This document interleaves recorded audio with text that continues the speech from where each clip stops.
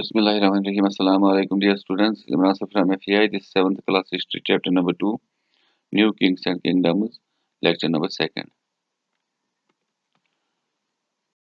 Start करते हैं आज का पहला topic. A closer look, the Cholas from Uraiyur to Thanjore. How did the Cholas rise to power? किस तरह से चोलाज जो डायनास्टी थी उन्होंने पावर हासिल किया और एक छोटे इलाके उरायूर से एक बहुत बड़ी एम्पायर बनाने में कामयाब हुए और जिसकी कैपिटल इन्होंने थांजौर को चुना. अगर हम middle of the 9th century की बात करें तो विजयालया जो कि एंशंट चीफली फैमिली चोला से बिलोंग करते थे. एंशंट मैंने क्यों कहा जाता है कि चोला जो थे वो 300 BC में भी रूल कर रहे थे साउथ इंडिया के कुछ रीजन्स में, जिसके बहुत सारी इंस्क्रिप्शन जो अशोका जो रूलर था इंडिया का नॉर्थ इंडिया में जिनका पूरा रूल था उसने उसमें जिक्र किया था अपनी इंस्क्रिप्शंस में. लेकिन हम यहाँ पे जिस डायनास्टी की बात कर रहे हैं चोलाज की वो 9th सेंचुरी में शुरू हुई जिसका फाउंडर था विजयालया. इन्होंने उरायूर में अपनी पावर गेन की क्योंकि ये सबऑर्डिनेट थे पाला रूलर्स के, और इसके अलावा दूसरे पाला जो चीफ्स थे उनके अंडर में और एक इलाका था मुतरायर, और उस मुतरायर इलाके को इन्होंने कैप्चर किया. उसके बाद इन्होंने अपनी पावर को बढ़ाया और इर्द गिर्द के इलाकों को कैप्चर करना स्टार्ट किया. उसके बाद इनका जो बेटा था राजा फर्स्ट, तो राजा फर्स्ट ने चोला एम्पायर को काफी ज्यादा मजबूत बनाया जिन्होंने रूल स्टार्ट किया 985 AD से, और बहुत सारे इलाकों को उन्होंने अपने एडमिनिस्ट्रेशन के अंडर लाया. और इसके अलावा राजा फर्स्ट का जो बेटा था राजेंद्र फर्स्ट ने बहुत अच्छी पॉलिसीज अपनाई जिन्होंने अपने बाप की वो नक्शो कदम पे वो चले, और उन्होंने एक तो एडमिनिस्ट्रेशन को भी बेहतरीन तरीके से चलाया और बहुत सारे नए नए इलाकों पर उन्होंने रूल करना शुरू किया, जिसके दौरान इन्होंने नेवी भी काफी स्ट्रांग बनाई. इसका मतलब समुद्री फौज, जिसमें उन्होंने श्रीलंका पे अटैक किया. इसके अलावा साउथ ईस्ट एशिया पे भी अटैक किया जिसमें इंडोनेशिया वगैरह आइलैंड्स आते हैं. इसके अलावा गंगा वैली, जो गंगा रिवर नॉर्थ में है, तो मैं आपको मैप पे दिखाता हूँ यहाँ पे. तो यहाँ पे उरायूर एक छोटी सी जगह से इन्होंने शुरुआत की. उसके बाद थंजौर को इन्होंने अपनी कैपिटल बनाया. तो यहाँ पे अगर आप देखेंगे नॉर्थ में तो ये रिवर जो है ये रिवर मतलब नर्मदा है, इसके ऊपर ये जो है गंगा वैली इसको बोलते हैं. तो गंगा वैली में इन्होंने बंगाल के रूलर पाला डायनास्टी के रूलर को हराया, जिसके बाद उनको टाइटल मिला गंगईकोंडा चोलापुरम, जिसकी मीनिंग है कि वो रूलर जिसने गंगा के नजदीक या गंगा वैली में वहां के रूलर को हराया. उसके बाद उन्होंने अपनी कैपिटल को चेंज किया. जो ये राजेंद्र फर्स्ट थे उसका नाम इन्होंने रखा गंगईकोंडा चोलापुरम. और उसके बाद अगर हम बात करें इन्होंने बहुत ही शानदार टेम्पल्स वगैरह बनाए और काफी बेहतरीन ब्रॉन्ज स्कल्पचर, ब्रॉन्ज की जो मूर्तियां वगैरह है वो भी इन्होंने काफी बेहतरीन बनाए. सबसे पहले टेम्पल्स की बात करें तो बहुत ही बड़े टेम्पल्स इन्होंने थंजौर में बनाए और दूसरा गंगईकोंडा चोलापुरम में, जिसमें राजा ने उन टेम्पल्स को बनाया और साथ में राजेंद्र.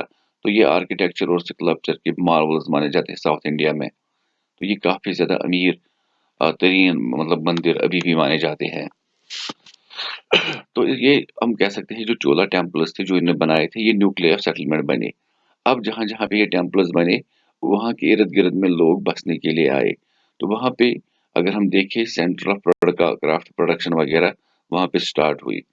अगर यहाँ पे हम बात करें जो टेम्पल्स होते थे ना साउथ इंडिया में उस वक्त, वहां पे सिर्फ वर्शिप ही नहीं की जाती थी बल्कि economic social and cultural life.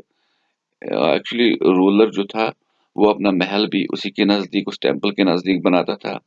उस टेम्पल के नजदीक जितने भी दूर दराज इलाकों के लोग थे वो अपने प्रोड्यूस को ले आते थे वहां पे चीजें वगैरह बेचने के लिए. रेडिया वगैरह लगाते थे जिससे कि शॉप छोटे छोटे दुकान वगैरह वहां पे बनने लगे. तो जो ट्रेडर्स वगैरह थे वो भी वहां पे चीजें बेचने के लिए आते थे या वहां से चीजें खरीदते थे. इसके अलावा टेम्पल में भी बहुत सारी क्राफ्ट्स वगैरह होते थे जैसे कि ब्रॉन्ज इमेजेस वहां पे देवी देवताओं की बनाई जाती थी. इसके अलावा वहां पे जो डांसर्स वगैरह वो भी आते थे. जो पेंटर्स थे वो पेंट करते थे, स्वीपर जो झाड़ू वगैरह लगाते थे. इसके अलावा एक बहुत बड़ा किचन होता था اس ٹیمپل کا، جہاں پہ جو بھی ڈیووٹیز وغیرہ آتے تھے ان کو کھانا وغیرہ دیا جاتا، لیکن وہ ڈیووٹیز ساتھ میں سبزیاں، اناج وغیرہ بھی ساتھ میں لاتے تھے۔ اس کے علاوہ جو ٹیمپل کے ارد گرد کی لینڈ ہوتی تھی وہ ٹیمپل کے نام ہی کی جاتی تھی، جو بھی اس میں پروڈیوس وغیرہ حاصل ہوتا تھا وہ ٹیمپل پہ ہی خرچ کیا جاتا تھا، اور جتنے بھی آرٹسٹس وغیرہ اس ٹیمپل میں کام کرتے تھے ان کو سیلری وغیرہ بھی وہی سے ملتی تھی۔ تو اگر ہم بات کریں یہاں پہ جو برانز، مطلب ہم نے کی برانز اسکلپچر کی بات کی، برانز جو ہے یہ ایک میٹل ہوتا ہے جس میں ٹین اور کاپر کو مکس کر کے یہ میٹل برانز بنتا ہے۔ تو یہ کیا کرتے تھے، یہ موم سے مورتی بناتے تھے، موم ہوتا ہے نا جسے شمع بنتے ہیں، تو اس سے جب مورتی بناتے تھے اس کے اوپر وہ کلے مطلب ملتے تھے، کلے کا مطلب کلے مٹی، جو کمہار وغیرہ جو برتن وغیرہ بناتے ہیں مٹی کے، ویسے ہی مٹی۔ تو جب یہ اس موم کی مورتی پر کلے لگاتے تھے، اس کے بعد مورتی کمپلیٹ ہونے کے بعد یہ اس میں ایک ہول کرتے تھے، اس کے بعد اس کو گرم مطلب ہم آگ وغیرہ پہ لگایا جاتا تھا، تو یہ موم پگھل کر باہر نکل آتا تھا۔ اس کے بعد کیا بچتا تھا، وہ جو کلے کا سٹرکچر تھا وہی بچتا تھا۔ اس کا مطلب اب مورتی کے اندر جو موم تھا وہ ختم ہو گیا، وہ پگھل کر باہر آ گیا اس ہول سے۔ اب اس کے بعد یہ برانز کو گرم کر کے جب وہ لکوڈ فارم میں بنتا تھا، اس ہول کے ذریعے اس میں انسٹال کرتے تھے، اس میں ڈالتے تھے اس کلے سٹرکچر میں۔ پھر جہاں جہاں پہ وہ برانز سٹرکچر، اگر ہم سے پہلے بات کریں جہاں پہ انہوں نے موم پہلے استعمال کیا تھا، اس میں اب برانز ایک میٹل چلا گیا۔ اس کے بعد اس مورتی کو کول ڈاؤن کیا جاتا تھا، جب یہ برانز جو ایک میٹل ہے ٹھنڈا ہو جاتا تھا تو یہ مطلب مضبوط ہو جاتا، اس کے بعد اس کلے کو توڑ دیا جاتا، اس طرح سے برانز سکلپچر بنتا تھا، جو کہ بہت ہی ایک امپورٹنٹ مطلب آرٹ تھا وہاں کے آرٹسٹس کا۔ اس کے بعد یہ ٹیمپل ہے گنگئی کونڈا چولا پورم کا، جو کہ بہت ہی فیمس ہے۔ آپ یہاں پہ دیکھ سکتے ہیں کہ باہر بھی اسٹون سٹرکچر ہے، کافی زیادہ ڈیزائنز وغیرہ اس میں استعمال کیے گئے ہیں۔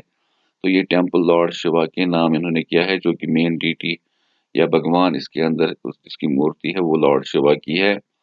تو یہ کافی زیادہ ہم کہہ سکتے ہیں مشہور اور خوبصورت ٹیمپل انڈیا میں سے بھی مانا جاتا ہے۔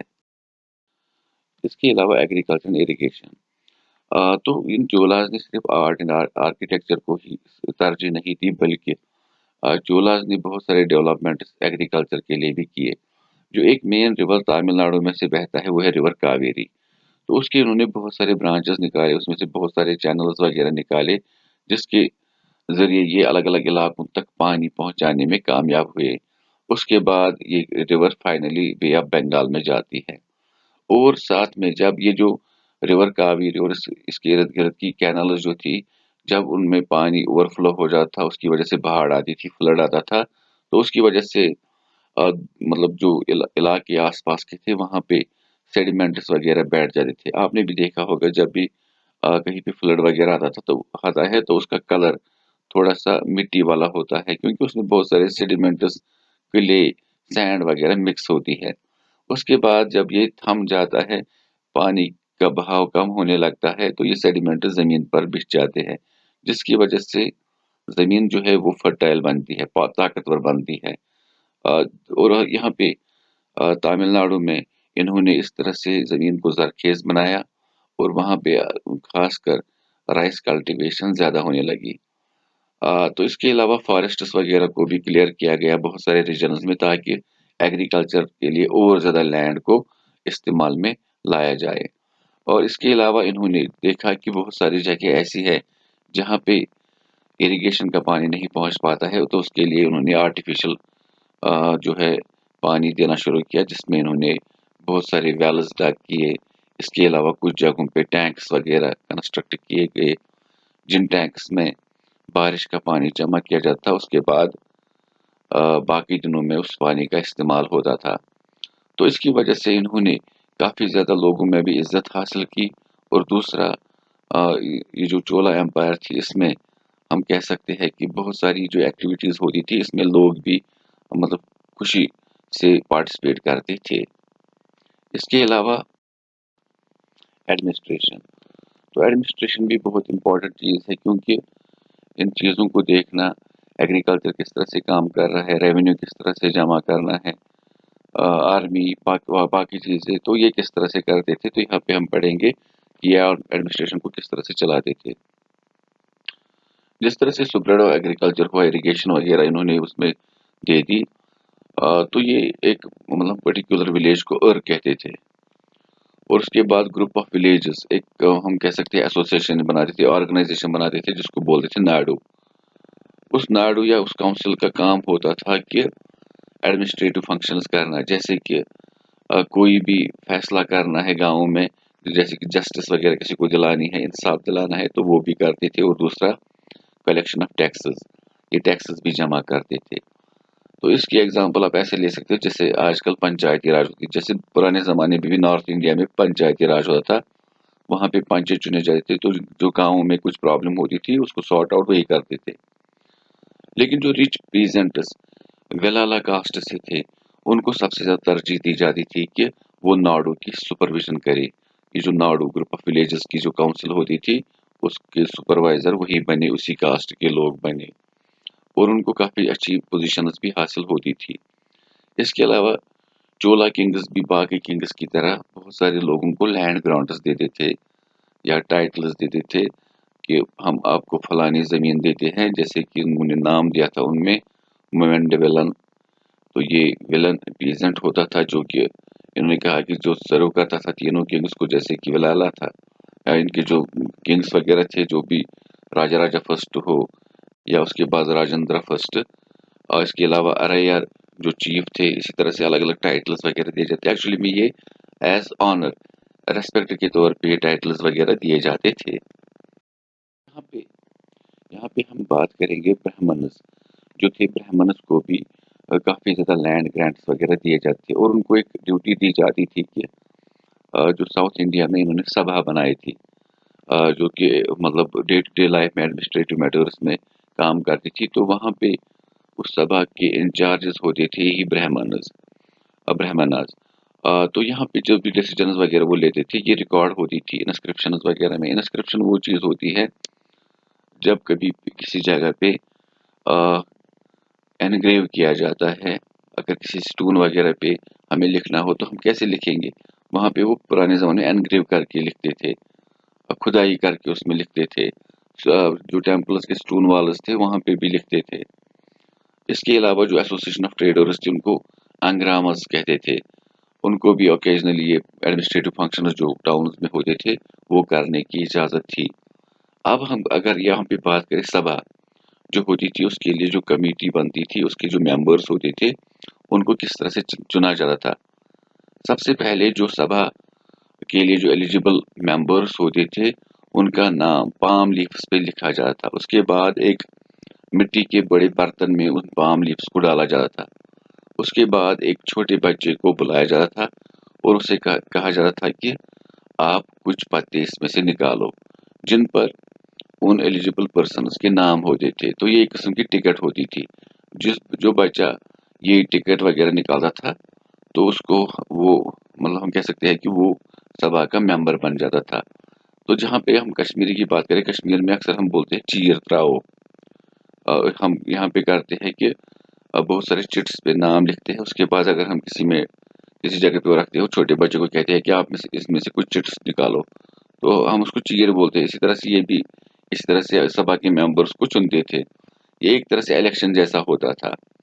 अब यहाँ पे फाइनली हम देखेंगे, यहाँ पे इस चैप्टर में ये जो सभा के मेंबर्स होते थे, इनकी एलिजिबिलिटी क्या होनी चाहिए थी ताकि ये सभा के मेंबर बने। तो यहाँ पे तो हमने देखा लास्ट में सभा के मेंबर जो एलिजिबल होते थे, उनके लिए एक किस्म से वोटिंग होती थी। लेकिन पहले देखेंगे उनकी क्वालिफिकेशन क्या होनी चाहिए थी। The working of सभा according to the Urar mirror inscription। तो एक इंस्क्रिप्शन उरर मिरर में उत्तर मिरर में मतलब पाई गई है। उसमें कहा गया है कि सभा में जो भी मेंबर्स होते थे, उनके लिए कौन सी क्वालिफिकेशन जरूरी होती थी। They should have their own homes, उनके अपने घर होने चाहिए थे।